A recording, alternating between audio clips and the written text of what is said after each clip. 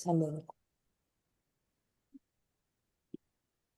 Assalamualaikum warahmatullahi wabarakatuh, teman-teman, rekan-rekan dokter sekalian.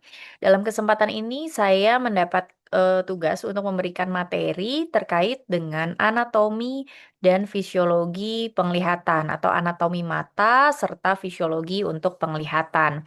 Nah, materi ini tentunya menjadi dasar atau basic knowledge agar teman-teman dokter sekalian lebih mudah untuk menyerap ilmu-ilmu yang setelahnya akan dijelaskan, terutama terkait tentang pemeriksaan mata dan pemeriksaan fungsi penglihatan.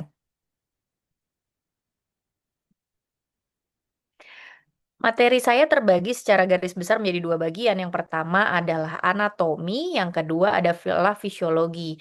Nanti untuk anatomi ada beberapa materi, termasuk di dalamnya struktur. Struktur kita tidak langsung ke bola matanya, tapi struktur yang ada di sekitar bola mata terlebih dahulu. Kemudian permukaan dan lapisan dinding bola mata, segmen anterior dari bola mata, dan segmen posterior dari bola mata. Kemudian bagian yang kedua akan mencakup fisiologi penglihatan, yaitu dibagi menjadi dua bagian lagi, yaitu jaras cahaya, nanti akan saya jelaskan definisinya, dan jaras visual atau jaras penglihatan, visual pathways. Kita mulai dulu dengan struktur di sekitar bola mata. Nah, bola mata ini adalah struktur yang lunak. Dia duduk di dalam area yang dibatasi oleh tulang, yaitu rongga orbita. Tulang-tulang ini keras yang punya fungsi utama sebagai proteksi dari bola mata. Nah, bola mata ini juga melekat dengan 6 otot ekstraokular yang berfungsi menggulirkan bola mata ke berbagai arah. Nah, otot-otot ekstraokular ini melekat pada bagian berwarna putih pada bola mata yang disebut dengan sklera.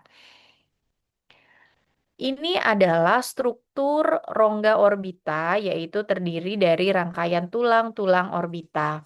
Nah, tulang orbita itu secara definisi adalah rangkaian tulang yang membentuk struktur rongga mata.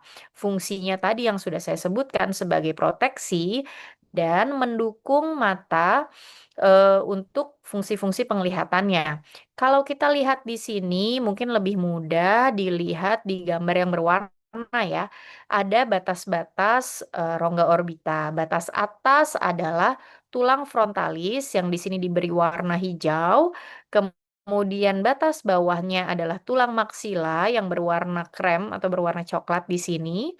Batas medialnya adalah tulang etmoid, tulang lakrimal, dan tulang maksila. Bisa dilihat di sini ada tulang etmoid yang berwarna keunguan, tulang lakrimal di bagian nasal, dan ada tulang maksila juga. Ini area hidung ya, atau area medial. Kemudian ada sisi lateral yang terdiri dari tulang zigoma atau tulang pipi ya yang berwarna kuning. Nah, di dalam rongga-rongga orbita ini ada bukaan-bukaan, ada tiga bukaan penting. Yang pertama adalah foramen opticum atau nama lainnya canalis opticus. Ini akan lewat di dalamnya nervus opticus dari mata atau saraf penglihatan dari mata. Kemudian adalah dua bukaan penting juga yaitu visura orbita superior dan visura orbita inferior yang akan dilewati oleh berbagai pembuluh darah dan persarafan menuju bola mata. Nah, ini adalah anatomi struktur lain di sekitar mata, yaitu anatomi sinus. Sinus periorbita adalah sinus yang berisi udara yang terletak di sekitar orbita atau di sekitar bola mata. Fungsinya supaya mengurangi beban tulang orbita serta memperluas ruang untuk pembuluh darah, saraf, dan jaringan lunak. Dia juga punya fungsi untuk membantu menyaring dan membersihkan udara yang dihirup. Sinus periorbita ini ada satu, 2, 3, ada 4. Yang pertama adalah sinus frontalis yang terletak di belakang tulang dahi atau di atas mata. Kemudian sinus ethmoidalis yang terletak di antara mata atau di bagian atas hidung. Kemudian ada sinus maxillaris yang besar, ini di atas rongga mulut di bawah area mata. Dan ada sinus sphenoid yang tidak terlihat kalau dari depan ya karena dia letaknya adalah di belakang mata atau di belakang sinus ethmoidalis. Struktur lain yang melindungi bola mata adalah struktur kelopak mata atau nama lainnya adalah palpebra. Palpebra atau kelopak mata adalah lipatan kulit yang melindungi mata dan menjaga kelembapan mata. Fungsinya ada tiga tadi. Yang pertama proteksi, kedua menjaga kelembapan, dan yang ketiga adalah mendistribusikan air mata supaya bola mata itu di bagian anteriornya tetap selalu tertutupi oleh air mata ya, atau ada lapisan air mata, itu didistribusikan oleh kelopak mata. Nah, struktur dari palpebra ini terdiri dari struktur yang paling luar ada kulit, yaitu permukaan luar dari kelopak itu dilapisi tentunya oleh kulit. Kemudian ada beberapa kelenjar seperti kelenjar sebasea yang fungsinya menghasilkan minyak untuk melumasi dan melindungi kulit palpebra. Kemudian ada kelenjar meibom yang terletaknya lebih di dalam, itu menghasilkan minyak untuk melumasi tepi kelopak mata dan ada di dalamnya otot-otot orbicularis oculi yang berfungsi untuk menutup atau membantu penutupan kelopak mata, supaya kelopak mata itu bisa membuka menutup ya. Untuk menutupnya perlu dibantu oleh otot orbicularis oculi. Nah, barulah kita masuk ke bagian bola matanya itu sendiri. Nah, saya mulai dengan permukaan dari bola mata. Yang pertama adalah permukaan dari bagian anterior dari bola mata, itu dilapisi oleh membran transparan yang dinamakan dengan nama konjungtiva. Kemudian di bagian sentral ini ada kornea, namun di depan kornea masih ada struktur lain lagi yaitu tear film atau lapisan air mata. Tear film ini tersusun oleh tiga lapisan, yaitu lapisan lipid atau nama lainnya oil layer, kemudian yang di tengah adalah lapisan water atau lapisan aqueous, dan yang di dalam adalah lapisan musin atau lapisan mucus. Lapisan air mata ini yang menjaga kornea agar selalu lembab dan terhindar dari benda asing dan benda lainnya yang bisa mengiritasi mata. Kemudian ini adalah lapisan dinding bola mata yang bagian posterior. Kalau tadi yang permukaan depan, ini bagian belakangnya ya. Itu terdiri dari tiga lapisan. Dari luar ke dalam ada yang warna putih dulu ini dari gambar skematik adalah sklera, yaitu pembentuk utama dari dinding bola mata, sifatnya relatif padat dan rigid atau cukup kaku. Kemudian struktur di dalamnya lagi, lapisan yang kedua adalah koroid. Koroid ini yang diberi warna merah itu kaya akan pembuluh darah. Dan lebih dalam lagi yang di sini yang diberi tanda berwarna kuning itu adalah retina. Retina itu kaya akan jaringan-jaringan sensori neural. Untuk segmen anterior mata, kita bisa lihat di gambar ini, segmen anterior itu mencakup di dalamnya ada kornea, kemudian ada bilik mata depan, yaitu rongga antara kornea dan iris, kemudian ada iris, dan di sini ada struktur penting, yaitu sudut bilik mata depan, atau nama lainnya drainage angle. Nah, cahaya ini akan masuk ke mata kita itu pertama kali tentunya dari segmen anterior. Jadi difokuskan pertama kali cahaya masuk itu oleh kornea, yaitu bagian anterior bola mata yang berbentuk kubah yang warnanya transparan ini. Kemudian masuk lagi ke area rongga antara kornea dan iris disebut kamera okuli anterior atau nama lainnya bilik mata depan yang isinya cairan, yaitu cairan aqueous. Kemudian cairan aqueous ini memang ada dinamisitasnya, artinya dia ada produksi dan ekskresinya.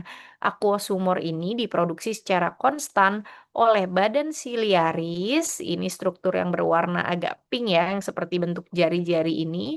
Dia fungsinya untuk memproduksi aqueous humor.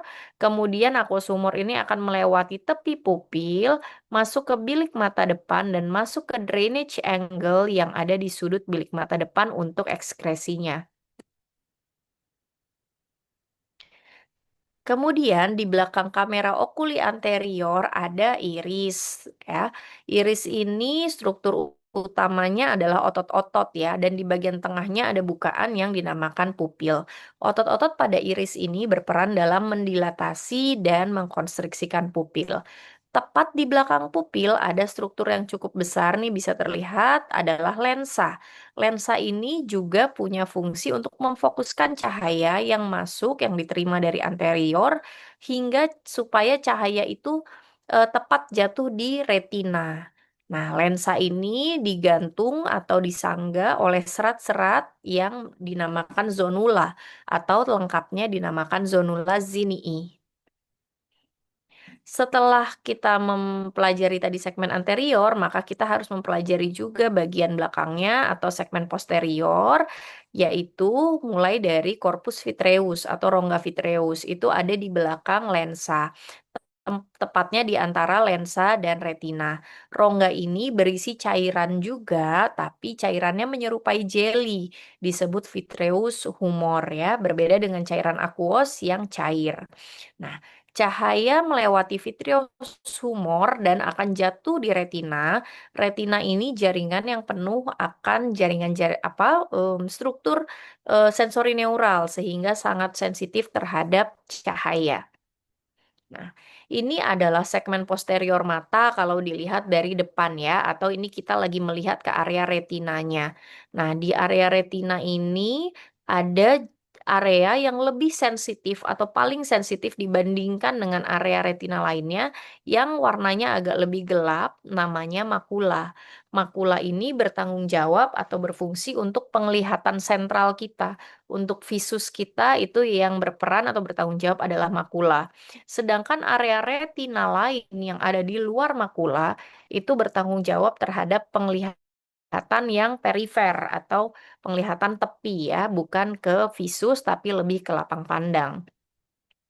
Nah, retina ini kalau kita lihat lebih jauh memiliki sel-sel khusus namanya fotoreseptor yang memiliki peran mengubah cahaya menjadi energi listrik yang ditransmisikan ke otak. Ada dua tipe fotoreseptor. Yang pertama adalah sel batang yang fungsi utamanya membedakan hitam dan putih dan berperan terutama pada keadaan gelap. Serta satu sel lagi adalah sel kerucut yang membedakan berbagai macam warna dan berfungsi atau berperan dalam penglihatan yang lebih detail. Jadi bukan terang gelap, tapi penglihatan warna dan penglihatan yang detail. Nervus optik kemudian tersusun dari jutaan serabut saraf yang mentransmisikan impuls listrik dari dari akson-akson dari mata ke korteks visual di otak supaya kita bisa melihat ya. Jadi setelah ditransmisikan oleh fotoreseptor, itu aksonalnya akan bergabung menjadi satu menjadi nervus opticus, kemudian akan diteruskan aliran atau signal listrik ini ke korteks visual di otak. Nah, kita sudah membahas, semua mengenai anatomi, maka akan saya lanjutkan dengan, fisiologi penglihatan. Untuk fisiologi penglihatan ada 2, yaitu yang pertama adalah jaras cahaya dan yang kedua adalah jaras visual, itu dari retina hingga ke korteks visual. Jadi jaras cahaya itu didefinisikan sebagai jalannya, eee sinyal atau impuls mulai dari objek yang kita lihat sampai di retina. Jadi yang ditandai, warna biru ini ya. Kemudian dilanjutkan dengan jaras visual, yaitu dari retina sampai ke korteks visual di otak, yang ditandai oleh panah warna hijau ini. Nah, kita akan lihat satu-satu. Yang pertama adalah jaras cahaya. Nah, jaras cahaya sebagian tadi udah sempat saya bahas. Di sini kita akan lihat lebih dalam bahwa cahaya itu dari objek atau stimulus benda yang kita lihat dari objek itu masuk ke mata pertama kali akan bertemu dengan kornea.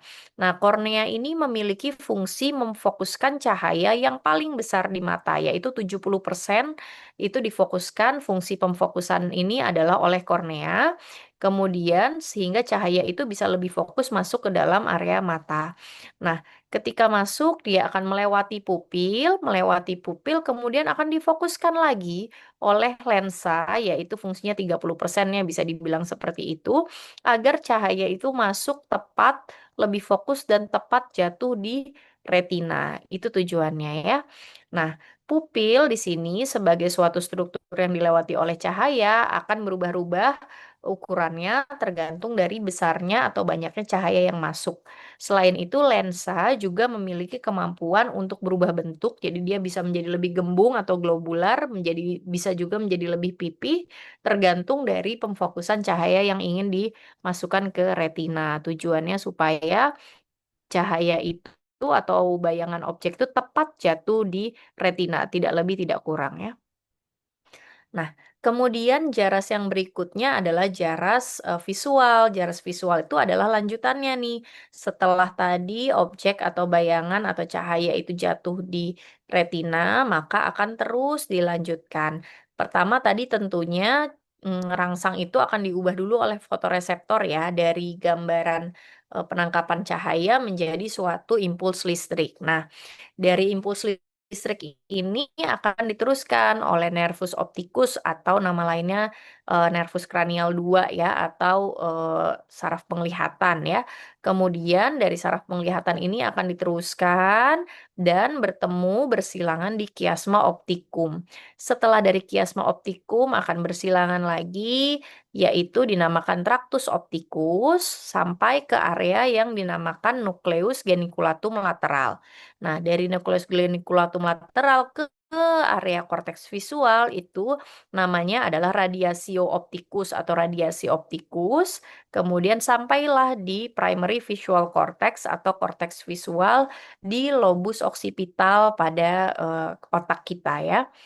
Nah, ketika terjadi gangguan, apabila terjadi gangguan pada salah satu dari area jaras visual ini, maka akan mengakibatkan gangguan penglihatan dengan pola-pola yang berbeda tergantung di tempat mana dia terganggu. Sebagai contoh, kalau terganggunya di area makula misalnya di poin A ini, maka gangguan penglihatannya karena makula itu bertanggung jawab terhadap penglihatan sentral, maka gangguan penglihatannya adalah akan di sentral misalnya ya. Kemudian kalau gangguannya itu di nervus opticus salah satu mata, maka akan terjadi monocular vision loss atau salah satu mata yang betul-betul gelap total ya, atau tidak ada gangguan penglihatannya pada seluruh area. Atau kalau gangguannya terjadi di persilangan, misalnya akibat tumor hipofisis, itu terjadi gangguan di persilangan atau di kiasma optikum, maka akan timbul pola gangguan penglihatan yang khas atau gangguan lapang pandang yang khas, yaitu bitemporal hemianopia. Kalau lebih posterior lagi, maka akan gangguannya menjadi gangguan yang satu sisi, bukan bitemporal, tapi di salah satu sisi ya, tergantung bentuknya seperti apa, tergantung, seberapa anterior atau seberapa posteriornya gangguan dari jaras visual ini. Jadi ini salah satu contoh dari pentingnya kita memahami agar ketika kita menemukan gangguan lapang pandang atau gangguan penglihatan, kita bisa mengira-ngira di mana tempatnya atau lokasi dari gangguan yang terjadi. Apakah di dalam bola mata, apakah di segmen anterior, di segmen posterior, atau di jaras visual pathways ya. Sekian itu materi dari saya, semoga bermanfaat terutama untuk mempelajari materi-materi berikutnya. Wassalamualaikum warahmatullahi wabarakatuh.